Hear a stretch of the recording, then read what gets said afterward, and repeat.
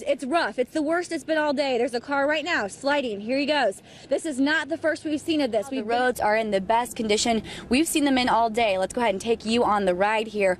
Earlier this afternoon, owner of this daycare that's right here at the top of the road, and as you can see, she has surveillance cameras around her building. Besides a couple state police cruisers that have gone down closer to the area where that body was found, other than that, we have not seen a whole lot of action. Protesters behind me have blown up a huge inflatable pig. Not just finished up marking the northbound lane with cones. Now this is good news. When you take a walk through this, it's going to go up all the way, literally this part, up to my knees. Large freezers and refrigerators. These are all broken up into different sections. Now let's go down here so you can take a look at this damage. We did a test of our own. There's a small drop of paint thinner on the bottom of my shoe, and it's Quaker's job to find it. This one only takes about 4. Sending crews out the door. What have you learned from everything? For some hospice patients, taking a trip to the hospital can be hard on their body. From leaving their home, being transported into the ambulance, and taking a trip that could be 45 minutes away. This is where trucks would turn to detour through the downtown area. But the turn is so sharp, it would make it almost impossible for them to not drive into the other lane. It's hard to tell if I'm texting or playing a game on my iPhone. But the new law says only texting and emailing are banned. So how will an officer really know if I'm breaking the law?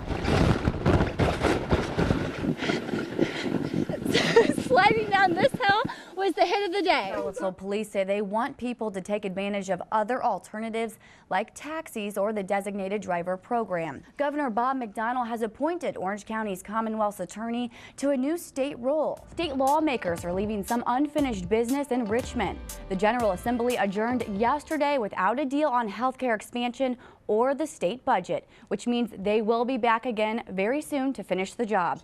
Or maybe get out those new rain boots that you got for Christmas. I didn't get rain boots for Christmas. What about you? Oh, I did get some, so I'm kind of excited for the rain. Now we're hearing from neighbors who say they broke windows yesterday and pulled that woman through a small gap to save her life. 3 Prince William County students are charged with computer harassment after police say they shared nude photos of other students on social media. It's a story of a little girl who's a big inspiration. Her name is Anya, and her parents call her the Dainty Warrior. Now tell me about the fun videos that people are creating. It's 4 miler. We'll see you back here at 6. Right? I'm not one of them. I wouldn't make it. Great. Well, I'm ready. I dressed for spring today. I am ready for spring. That's a very colorful shirt. I am just excited for it. All right. Thank you, Clayton. You She looks like a good little snuggler, too. Well, nothing keeps you warm like a homemade scarf made with wool and love. Nice. And you're not going to like this one. A new study reveals lots of bacteria lurk where we work. It's difficult to know if residents are visiting the buildings to beat the heat. Why haven't we been reporting on that form? I was unaware of it, and apparently so was my staff. And Albemarle County isn't alone. It was a case of something that we wasn't aware of. Police agencies throughout the NBC 29 viewing area are not following the law, this statute in the state code. It says police departments and sheriff's offices are required to notify the state of how and when they destroy narcotics seized from the streets. NBC 29 has obtained records from the Board of Pharmacy, charged with keeping the records, showing which police agencies have reported drug destruction to the board in 2012 and through April 29th of this year. Albemarle, Augusta, Culpeper, Greene, Orange, Louisa, Madison, and Fluvanna counties didn't make the list. Neither did the city of Charlottesville. Charlottesville police say they didn't know anything about the law until we came to them.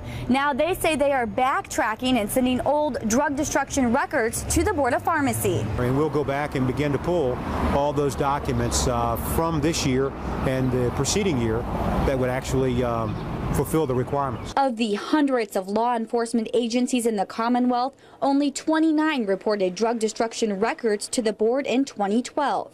So far this year, 32 have. The Williamsburg Police Department is one of them. It's something we do because it's required by the law. Their property and evidence custodian handles the paperwork. Once he gets that destruct order from the Commonwealth Attorney, he just simply makes a copy of that destruct order and sends it off to the Board of Pharmacy for them to have a record of that destruction.